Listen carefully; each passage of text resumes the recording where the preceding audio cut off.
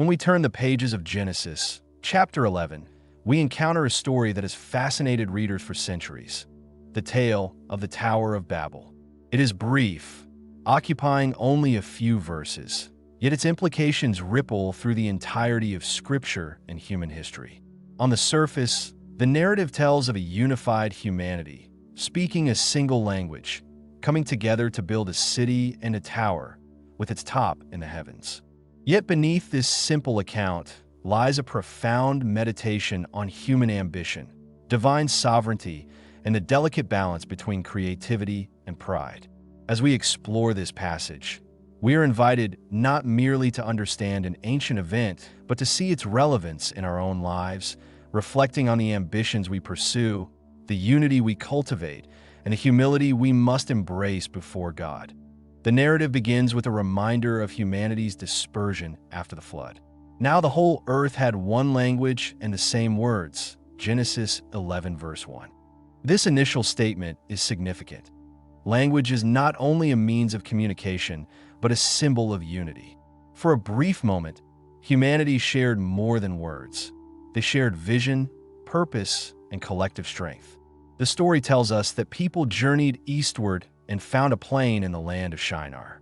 There, they settled and began to work together, saying, "Come, let's make bricks and bake them thoroughly."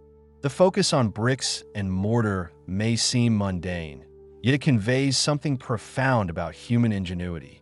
Even in antiquity, humans were builders, creators, and innovators, reflecting a God-given capacity to shape the world around them. There is no condemnation here for the act of building itself. The ingenuity and cooperation are evident, even admirable. The tension arises not from creation, but from intention. The people's declaration continues, "Come, let us build ourselves a city with a tower that reaches to the heavens, so that we may make a name for ourselves. Otherwise we will be scattered over the face of the whole earth." Genesis 11 verse 4. These words expose the heart of the human struggle with ambition and self-sufficiency.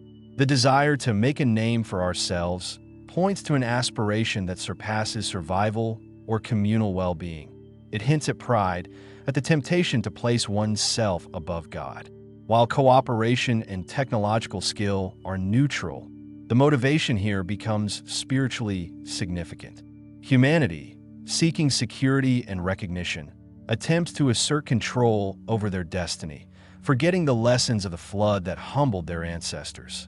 The narrative subtly reminds us that God's providence is necessary for human flourishing. Attempts to circumvent it through sheer will and unity can lead to unintended consequences. The construction of the tower itself has invited much reflection. Scholars have long speculated about the design of such a structure. Some suggest that it may have been a ziggurat, a step tower common in ancient Mesopotamia, serving both as a temple and a monument. Others consider it metaphorical, representing human pride and the desire to ascend toward divine status. Whatever the exact form, the text emphasizes the audacity of the project, a structure intended to pierce the heavens. There's a profound spiritual symbolism here. The tower represents humanity's collective ambition, but also the inherent limitations of human effort when disconnected from divine guidance. It is a cautionary illustration of what can occur when creativity and ingenuity are untethered from humility and obedience. The narrative thus engages both the historical imagination and the theological reflection, revealing the interplay between human potential and spiritual responsibility. That God's response to this project is both subtle and decisive. The Lord came down to see the city and the tower the people were building. Genesis 11 verse 5. The anthropomorphic language may strike modern readers as curious, yet it conveys a deep theological truth. God's engagement with human action is attentive and personal. He observes not merely the physical construction, but the motivations, intentions, and collective heart behind it. This verse invites readers to consider a critical question. What does it mean for our actions to be seen by God? In a contemporary context, it challenges us to reflect on the motivations behind our ambitions. Are they aligned with divine purpose, or are they primarily self-serving?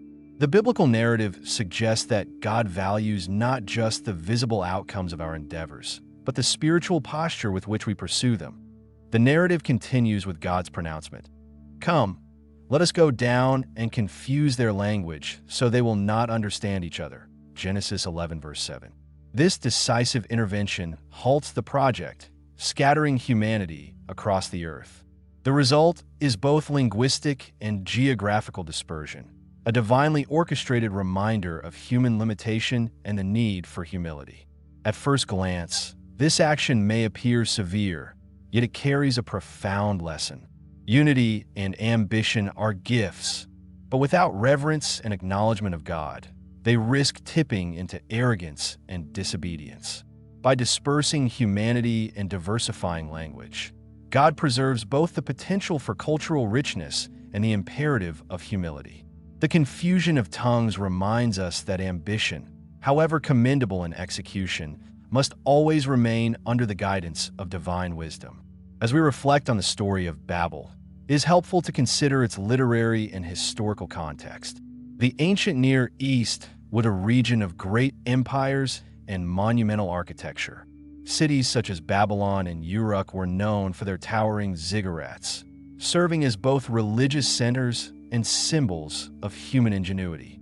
Genesis 11 engages with this milieu, presenting a narrative that situates human ambition within the broader cultural landscape. Yet it diverges from secular accounts by emphasizing theological meaning over technical achievement. While Mesopotamian records might celebrate monumental construction as the pinnacle of civilization, the biblical account highlights the spiritual risk inherent in untempered human pride. This contrast invites modern readers to consider the ways in which cultural achievements, even when impressive, must be weighed against ethical and spiritual integrity. Theologically, the Tower of Babel story resonates far beyond its immediate narrative. It illustrates humanity's need for divine guidance, the dangers of collective pride, and the enduring value of humility. Throughout Scripture, the theme of human limitation and reliance on God recurs. Proverbs repeatedly warns against self-reliance divorced from divine wisdom. The plans of the diligent lead surely to abundance, but everyone who is hasty comes only to poverty. Proverbs 21 verse 5. Similarly, the prophets emphasize that national and individual security derives not solely from strength or strategy, but from fidelity to God. Babel serves as an early illustration of this enduring principle. It is a story about human potential restrained by divine wisdom, a narrative that urges us to align ambition with humility and purpose with providence. From a spiritual perspective, the story invites personal reflection. Modern life presents countless towers, projects, careers, social ambitions, and personal achievements that promise security, recognition, or influence. Yet the question arises, are these pursuits building toward God's purposes or merely toward our own glory? The narrative encourages introspection. Like the builders of Babel, we may be capable of extraordinary feats, but unless our intentions are attuned to divine guidance, we risk constructing edifices that ultimately fail to sustain or edify us spiritually. The dispersion of humanity at Babel is not merely historical. It is a metaphor for the consequences of misaligned ambition. It invites a prayerful examination of how we pursue goals, cultivate relationships, and exercise influence in ways that honor God. Moreover, Babel teaches about the richness of diversity and the value of limitation. The scattering of peoples and languages introduced variety into human culture, fostering new languages, customs, and communities. What initially appears as a divine hindrance reveals itself as a source of blessing. God's intervention does not annihilate human creativity, it reshapes it. Diversity, when viewed as part of God's plan, becomes a canvas for creativity, cultural expression, and the spread of human flourishing in multiple contexts. This insight encourages contemporary viewers to see challenges and limits not as mere obstacles, but as opportunities for growth, empathy, and creative adaptation. In life, as in Babel, our limitations can become instruments of divine purpose. Another angle to consider is the symbolic interplay between heaven and earth in the narrative. The tower's aspiration to reach the heavens reflects humanity's desire to transcend limits, to attain what is beyond reach. Spiritually, this symbolizes the innate longing for communion with God. Yet the story juxtaposes this desire with the necessity of submission. The builders reach upward in ambition, but neglect the relational and covenantal framework with God that grants true ascension. For modern readers, this tension remains deeply relevant. Our pursuit of excellence, knowledge, or influence must be tempered by ethical and spiritual awareness. Ambition is not inherently wrong, but it becomes perilous when detached from humility and divine orientation. The Babel story also engages with questions of communication and understanding. Language is both a tool and a metaphor for relationship. When God confuses the languages, the human capacity to collaborate on a unified, self-serving project is curtailed. Yet communication is not destroyed, it is diversified. In a contemporary reflection, we might consider how our words, intentions, and means of understanding others shape our spiritual and social interactions. Are our communications directed toward mutual edification and divine purposes, or merely towards self-promotion and control? Babel reminds us that language carries both creative potential and spiritual responsibility, inviting discernment in how we express and share our ambitions. Finally, the Tower of Babel encourages humility and ongoing dependence on God. The narrative does not dismiss human achievement. Rather, it places achievement within the proper relational and spiritual framework. God's sovereignty is central, reminding readers that all human endeavors ultimately find their meaning and sustainability in alignment with divine purposes. In our daily lives, this principle translates into prayerful planning, ethical decision-making, and reflective ambition. We are invited to pursue excellence and innovation, but always with awareness of God's guiding presence and the relational responsibilities we bear toward others. As we conclude this reflection on the Tower of Babel, we are reminded of the story's enduring relevance. It challenges us to examine the motivations behind our ambitions, to seek humility alongside our achievements, and to embrace the diversity and limitations God places in our lives as instruments of blessing. The narrative also inspires awe at the balance between human creativity and divine providence, showing that even our most ambitious projects are part of a larger tapestry when submitted to God's wisdom. This is Bible Scope, your place to find light, find truth, and find purpose.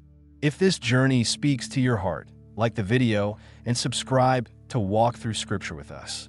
As we've walked through this passage, what truth stood out to you? How might it shape the way you live today? In what ways can your ambitions be aligned with God's wisdom and guidance? If this exploration helped you grow, like the video and subscribe, your journey through the pages is just beginning.